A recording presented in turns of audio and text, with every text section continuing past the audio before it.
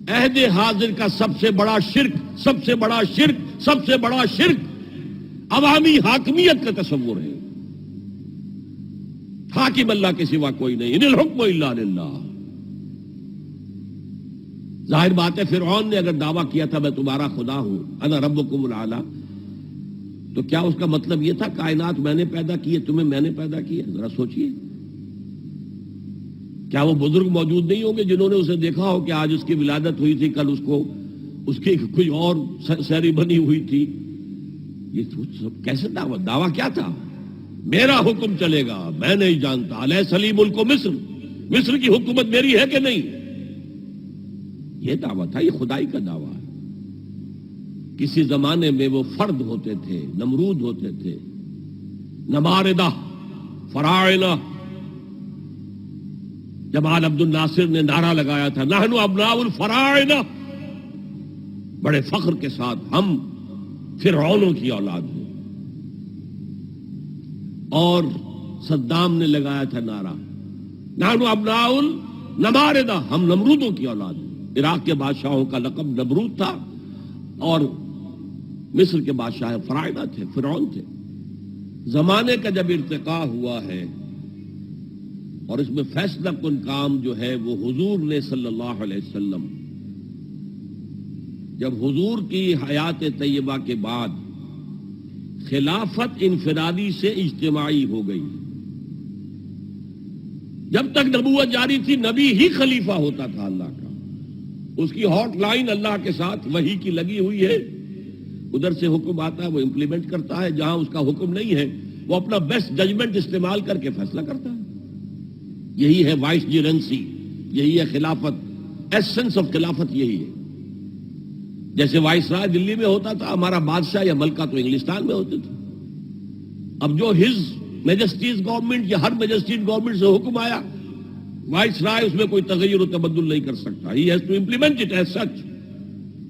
جہاں کوئی حکم نہیں ہے تو وہ مقام پر بیٹھا ہے، آن دی اسپاٹ ہے، حالات کو دیکھے اور جو مملکت اور کنگڈم کی مصلحت میں سب سے بہتر نظر آئے وہ فیصلہ کر لے.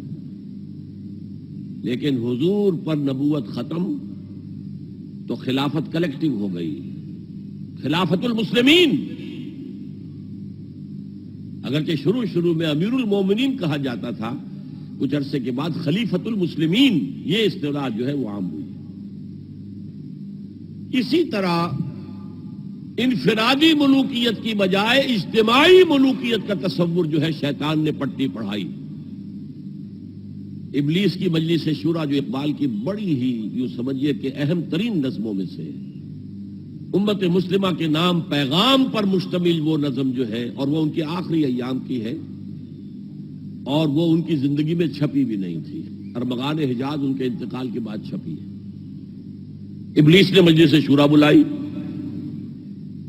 ایک مجلس شورا کے جو رکن نے کہا کہ دیکھو جمہوریت کا دور آ گیا ہے، اب ہماری ابلیسیت کو تو بڑا خطرہ ہے، ابلیسی نظام تو ختم ہو جائے گا.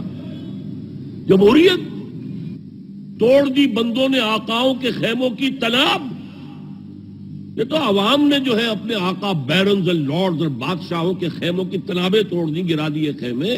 یہ تو انقلاب آ رہا ہے. میرے آقا وہ جہاں زیر و زبر ہونے کو ہے، جس جہاں کا ہے فقط تیری سیاست پر مدار. ابلیس کیا کہتا ہے بڑے ٹھنڈے انداز میں، ہم نے خود شاہی کو پہنایا ہے جمہوری لباس. جب ذرا آدم ہوا ہے خود شناس و خود نگر.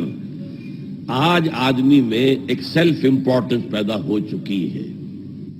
یہ بادشاہ کون ہوتے ہیں جو ہمارے سروں پر مسلط ہے، محلوں میں رہتے ہیں، عیش کرتے ہیں، جو خون پسینہ جو ہے وہ کسان کر رہا ہے. ابھی انڈسٹریل ریولوشن تو نہیں ہوا تھا، وہ ساری بات جو تھی وہ زرعی معیشت تھی.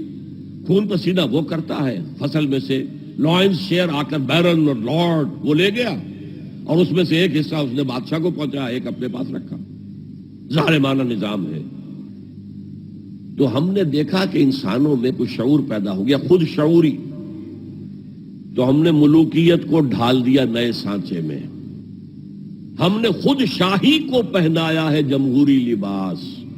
وہ گندگی جو فرعون کے سر پر ٹنوں کے حساب سے رکھی ہوئی تھی، ہم نے کہا تولا تولا سب میں تقسیم کر دو. ایک ایک ووٹ سب کے ہاتھ میں دے دو اور کہہ دو تم حاکم ہو.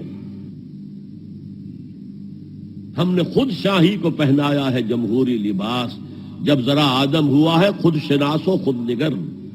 تو نے کیا دیکھا نہیں مغرب کا جمہوری نظام؟ چہرہ روشن اندروں چنگیز سے تاریک تر. It is the dictatorship of the capitalist, جسے جمہوریت کا نام دیا جا رہا ہے. کھیل ہے، تماشا ہے. تو آج کی دنیا کا سب سے بڑا شرک اسے کوئی جانتا ہی نہیں. وہ شرک فی العقیدہ ان کو معلوم ہے، اور اس کے اوپر فتوے بھی وہ لگا دیں گے. کوئی قبر کے سامنے کھڑے ہو کر کوئی دعا کر رہا ہے، کسی کو رکوع کر لیا، کسی نے سجدہ کر لیا، تو خیر ٹھیک ہے، وہ تو ایک شرک جلی ہو رہا ہے، وہ تو معلوم ہے، اس کی نفی ہو رہی ہے.